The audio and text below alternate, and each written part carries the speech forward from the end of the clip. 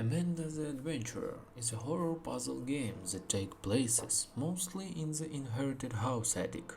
Contrary to what you may believe from the title, you don't actually play as Amanda, but rather as a person named Riley. The story is honestly very intriguing. You basically inherit in house with an apology about the tapes in the attic, deciding to instantly watch them, because why not? What does the protagonist see, you ask? Well, I will let the devs explain them themselves as per their Steam store page. While the episode appears charming and simple on the surface, analysis starts to settle as Riley realizes that Amanda and Wooly, her ship friend, seem to be communicating directly through the television set. It's almost as if Amanda needs something and Riley becomes fascinated with finding out what was something maybe. Honestly, I could share more, but I think you will be better off experiencing the story by yourself. It's not nothing special, but for me, quite a lot of the fun came from trying to figure out exactly what's happening, especially as the game has around 6 possible endings. But what will you do to get these endings? The gameplay is somewhat divided into halves. You get to walk around in the game real world attic with the realistic graphics, and in other half you get to watch and interact with Amanda and Wooly in their tapes.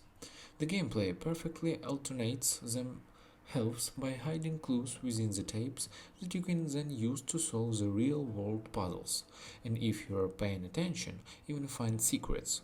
And trust me, there are lots of secrets to find.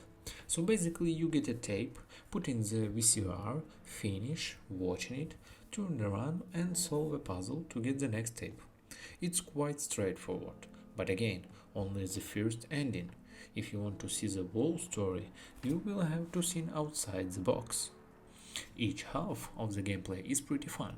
The tapes were the highlight for me, so in those you get watch Amanda and Wooly wonderful dynamic. The writing is great and mirrors that of early 2000 era children's cartoon. Think Dora the Adventurer, for example. As such, Amanda is always talking to us and asking us simple questions like what's your favorite pie and where do you think we keep the sugar, with quite obviously wrong options to choose from such as a slink alongside the correct option. As for Attic, well, it's mostly the for to you solve puzzles and find secrets. Like I said, I have every tape you have new main puzzle to solve that uncover the next tape. And let me tell you, set puzzles are pretty fun.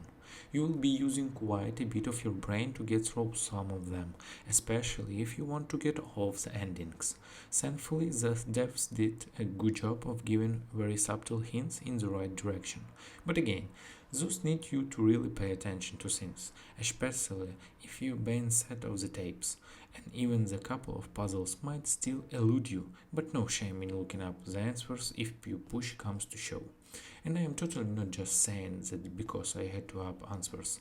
Alright, some of these endings are also tied to the aforementioned secrets, so you will have a lot of content to work through.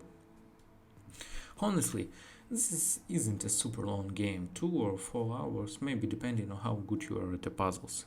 But I don't think that's a negative trait. It's a perfect bite-sized horror time puzzler, which I really enjoyed, although not very scary. Or maybe I am resilient. Who knows? But I will say it's still scary enough that if you dislike horror games, you probably won't like this either. I hope you enjoyed it as much as I did. Thanks for watching and bye bye.